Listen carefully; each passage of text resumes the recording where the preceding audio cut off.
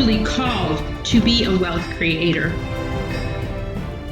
And this is why the Launch Collective exists. We will all, after these 3 days, be different. We will have a clearer understanding of our purpose.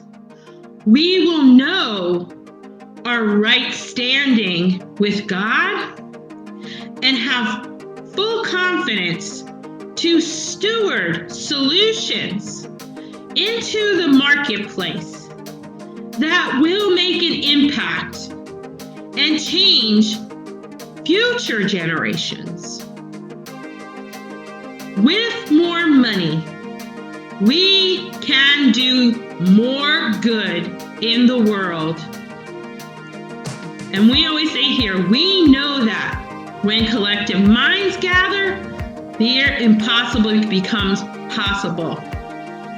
So we are going to, over these next 3 days, shatter limiting beliefs that hold you back from growing your business. We are going to learn how to operate with authority as kings and queens in the marketplace. We are going to leave here empowered to go out and be the head and not the tail.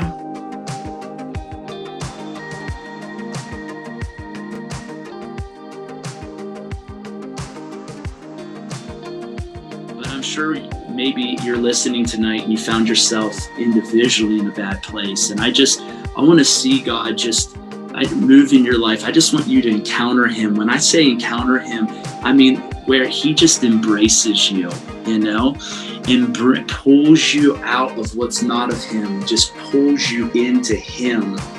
And God is a God of peace and love and joy, and he wants you to encounter those things, be engulfed in those things, be overwhelmed by those things. Basically saying that our journey to our purpose in life usually starts within. That one intentional decision, one day at a time, can change our lives forever.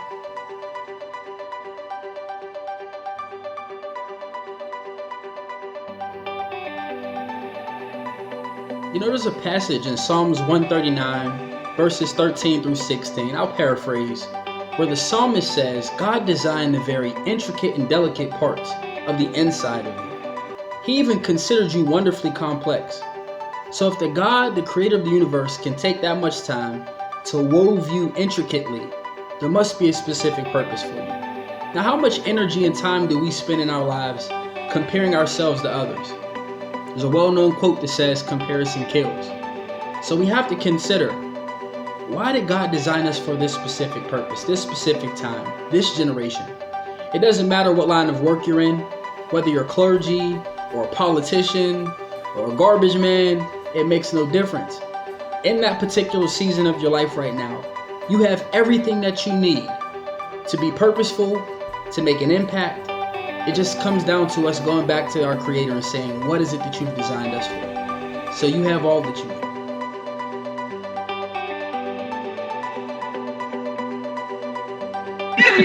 You can come stay here with me today. I guess I should have come and borrowed your outfit. Yes. But that's what it means to be on brand at all times. Like that consistency, that's what I think about. Now, you may not think of that, but that's what I think about because that's my gift. That's awesome. That's awesome. It's so nice to meet you guys, though. Honestly, I'm learning so much from all of you. So thank you.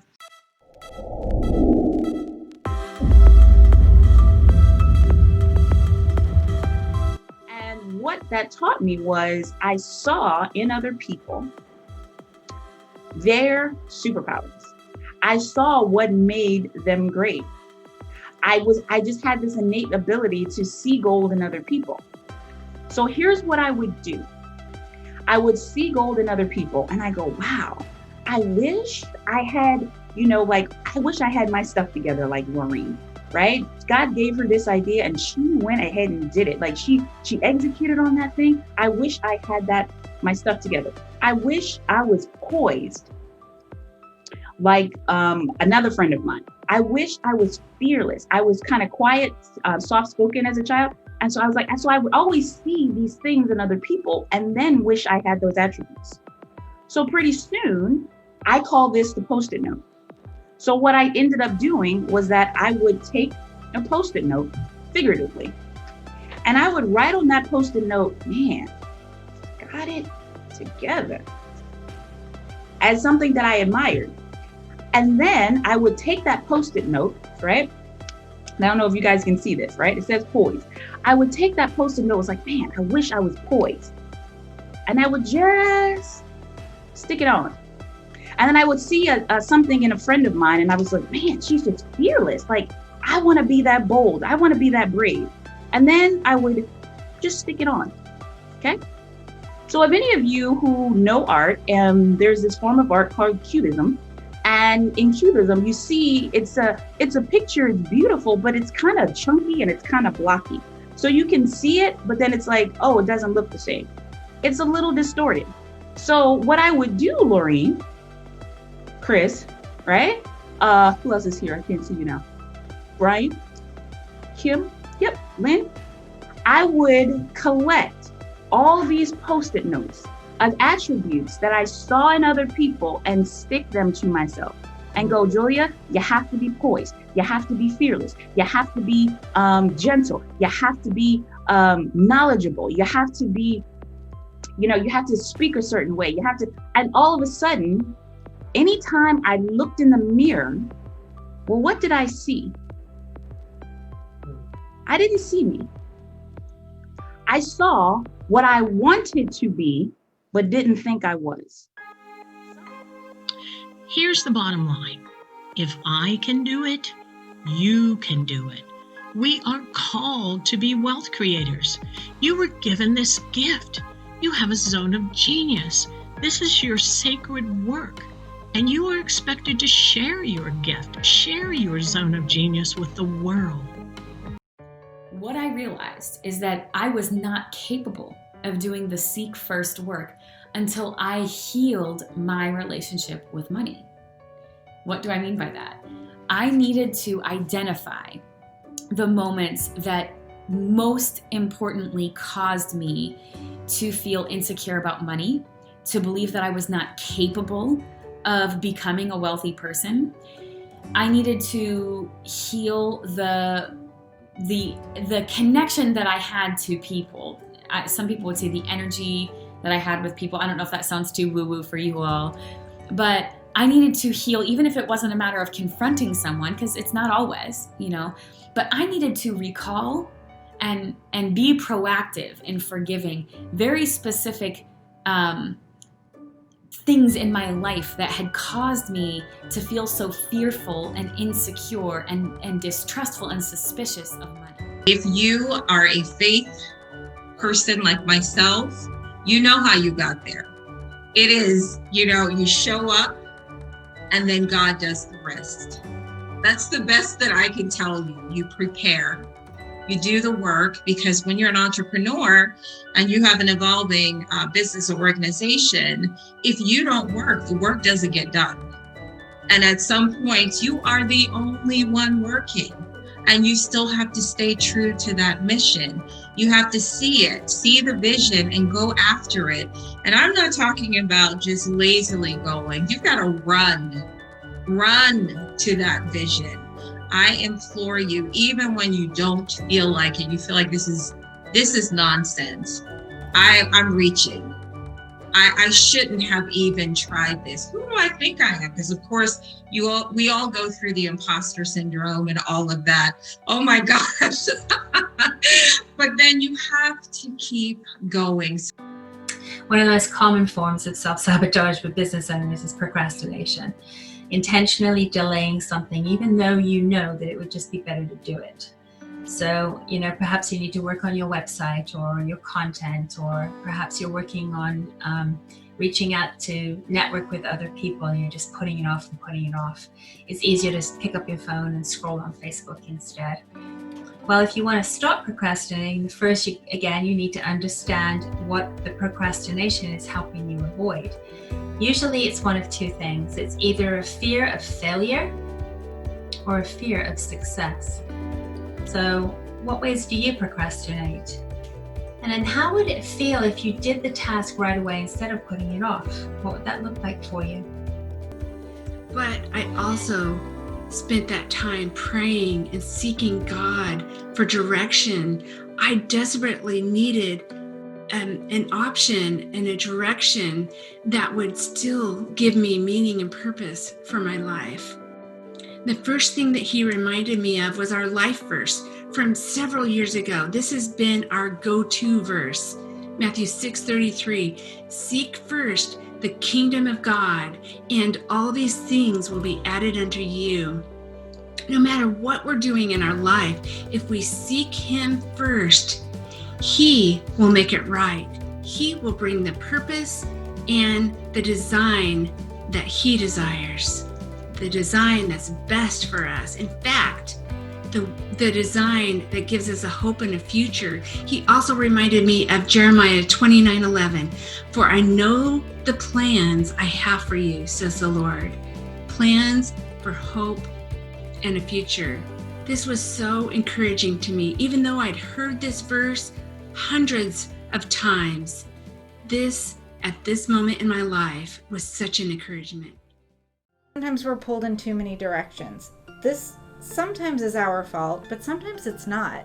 With the demands that we have on us right now, with, if any of you are parents and you're trying to take care of children, educating children on your own, maybe you have help, maybe you don't, maybe you have an older parent you're taking care of while you're trying to work and be productive, that is something that you don't really have any control over.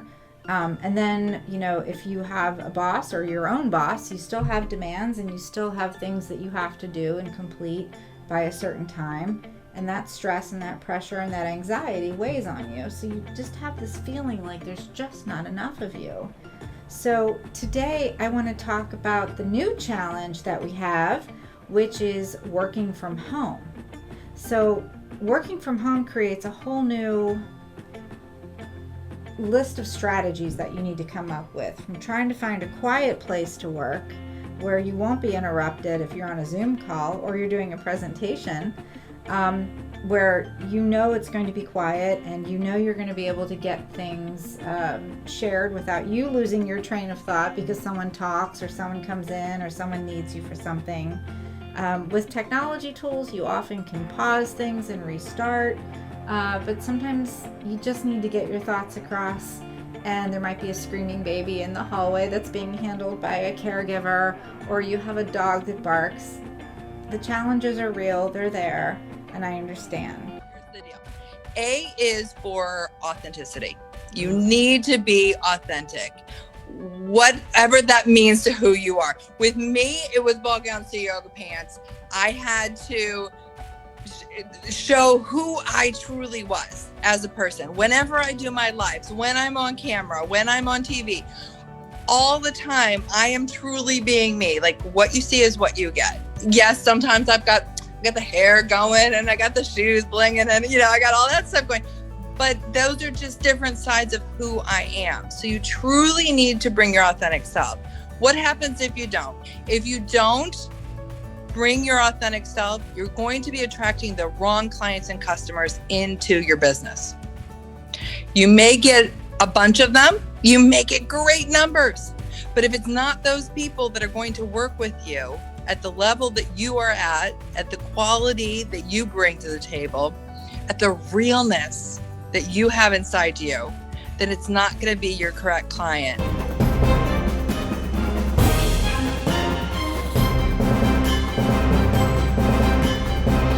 See, my point is, we let people that we care about, that we trust, that we believe in, that we love, tell us we can't do it, or we're not supposed to do it. See, my mom wanted me to be an accountant on Wall Street. She didn't want me to be a dancer.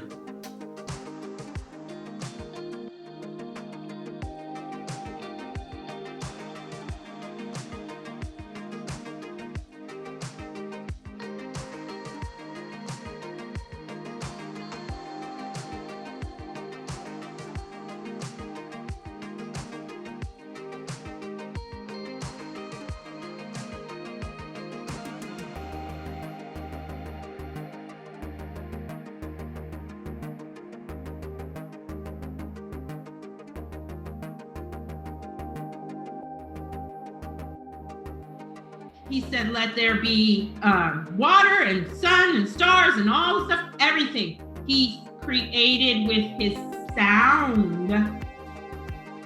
His sound. His amazing sound. Okay? Like, whoa, right? He spoke and it came to be. You have your own voice, friends.